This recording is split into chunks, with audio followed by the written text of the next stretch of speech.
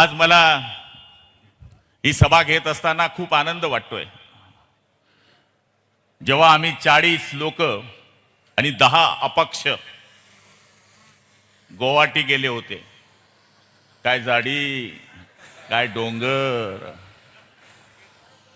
त्यावेळेस इथेच शिंदे साहेबांची सभा झाली होती मुख्यमंत्री झाल्यावर। आणि आज त्या गोष्टीचा आनंद आहे। जरी आज शिंदे साहेब या कार्यक्रमाला उपस्थित नसले तरी त्यांचा दुपारी मला फोन आला आणि त्यावेळेस मी त्यांना बोललो की आदरणीय श्रीकांत भाऊ माझ्या वाढदिवसाला येत आहेत। साहेब, मी एक फकीर माणूस होतो,